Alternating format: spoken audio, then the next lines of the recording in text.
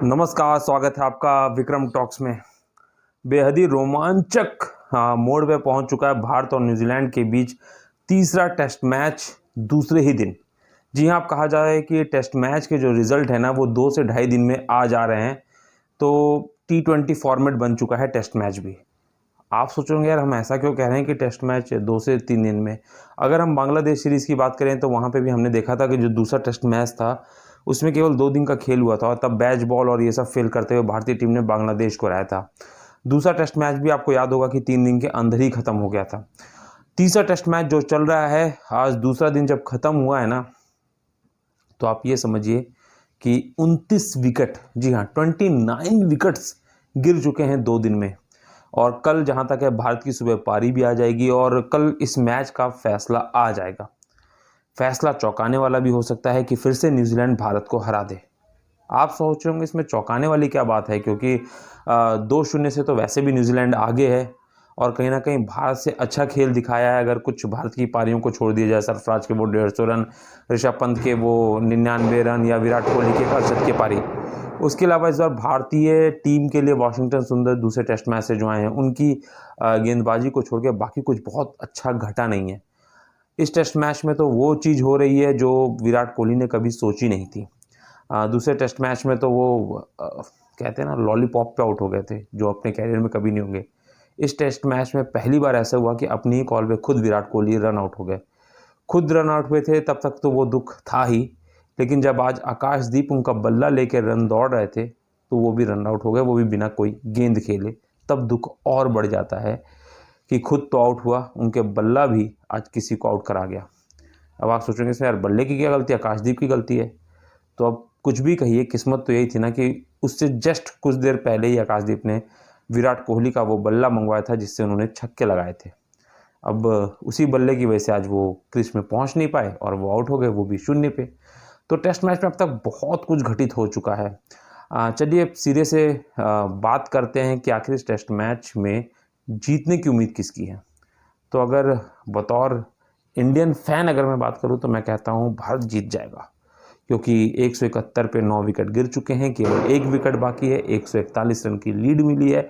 141 का मतलब कह सकते हैं कि 142 143 रन भारतीय टीम को चाहिए होंगे और लगभग 2 दिन और कल का पूरा दिन बचा ही हुआ है, तो भारतीय टीम जीत जाएगी। लेकिन अगर अब प्रदर्शन के हिसाब से बात करूं और क्रिटिक के हिसाब से बात करूं ना, तो ये मैच मुश्किल है भारत के लिए जीतना। आप कह रहे होंगे यार ऐसा क्यों है, भारत ने पहली इनिंग में भी लीड ली थी। अब आपको बताता हूँ उसके कारण। सबसे पहला कारण कि अगर आज न्यूजीलैंड ने वो कैच पकड़ लिया होता ना 45 रन पे, शुभमन गिल का कैच छूटा था, ऋषभ पंत का कैच छूटा था, तो शायद भारतीय टीम 200 भी नहीं पहुंच पाती। क्योंकि आपको याद है 45 पे गिल का कैच छूटा, उन्होंने 90 रन बनाए। ऋषभ पंत 60 रन बना के गए 59 गेंदों पे, और ये बहुत 150 रन यही हो जाते हैं। बाकी पूरी टीम 10 बल्लेबाज इस समय खेल रहे हैं भारतीय टीम में। आप सोचिए, अगर शुरुआत से बात की जाए तो रोहित शर्मा, यशस्वी जायसवाल, शुभमन गिल, विराट कोहली, सरफराज खान, उसके बाद रविंद्र जडेजा, अश्विन, सुंदर का भी एवरेज जो है वो 60 का है, मोहम्मद सिराज भी ठीक ठाक खेल लेते हैं, तो 10 नंबर तक बैटिंग चल रही है। उसके बाद भी स्थिति है कि अगर वो गिल के 90 और 60 को हटा दीजिए, आप सोचिए इंडिया टीम कहाँ पे होगी। कल भी ऐसे ही जब शुरुआत हुआ था इंडिया पारी की पहली इनिंग में तो 73 पे लगभग केवल 1 विकेट थे। रोहित शर्मा जो कुल स्कोर 25 था टीम का, तब आउट हो गए थे, लेकिन उसके बाद 3 विकेट खो दिए थे जिसमें विराट कोहली का वो अनफॉर्चुनेट रन आउट भी था।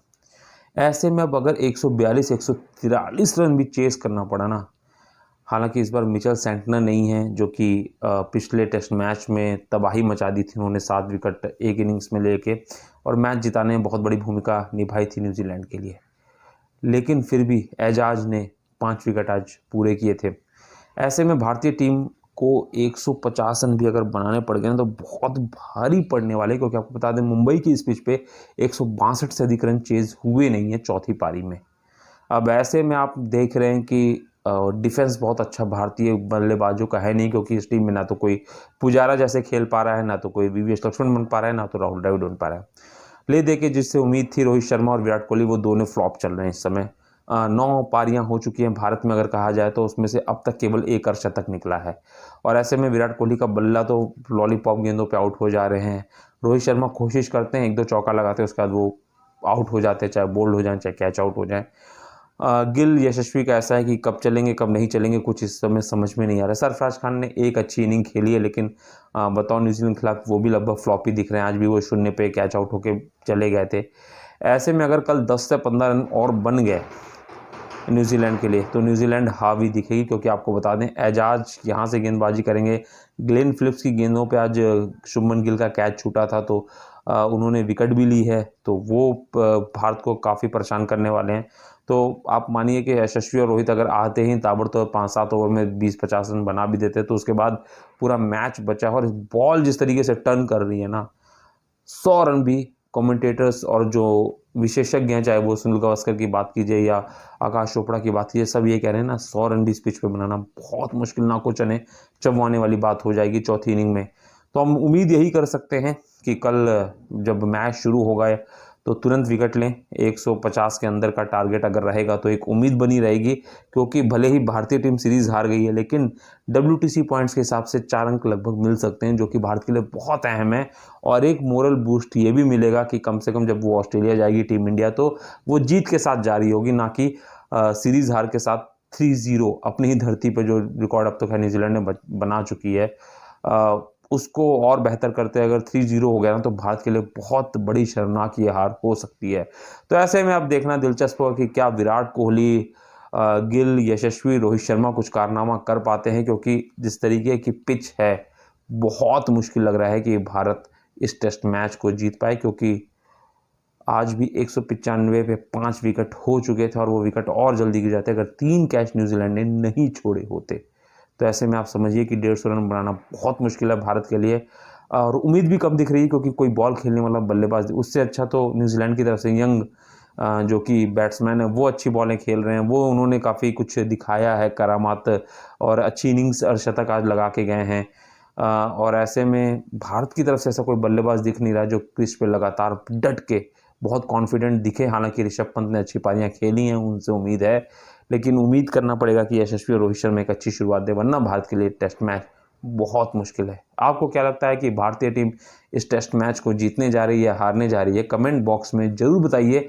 साथ ही विराट कोहली के रनआउट पे आप क्या कहेंगे? क्या अब संन्यास का समय आ चुका है? क्योंकि रविचंद्रन अश्विन का संन्यास तो लगभग तय है कि इस WTC के बाद हो जाएगा, क्योंकि जिस तरीके से वॉशिंगटन सुंदर जो कि राइट आर्म स्पिनर हैं, उन्होंने जिस तरीके से गेंदबाजी की है, विकेट्स लिए हैं, ये कह सकते हैं कि प्रेजेंट अगर हमारे अश्विन है तो फ्यूचर हमारे वॉशिंगटन सुंदर है, क्योंकि बल्लेबाजी भी काफ़ी अच्छी कर रहे हैं।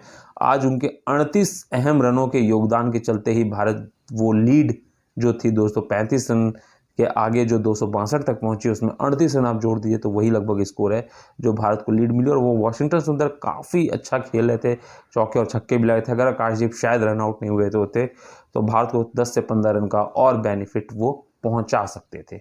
तो उम्मीद करते हैं कि शायद हम अश्विन को अब इस WTC के बाद नहीं देख पाएंगे, लेकिन वॉशिंगटन सुंदर उनकी जगह लेने के लगभग तैयार है। लेकिन विराट का अभी तक कोई रिप्लेसमेंट हमें दिख नहीं रहा है, तो हम उम्मीद करेंगे कि विराट के लिए जो फिनिश्ड कहा जा रहा है उसके आगे हम क्रॉस करके नॉट फिनिश्ड जरूर लिख सकें।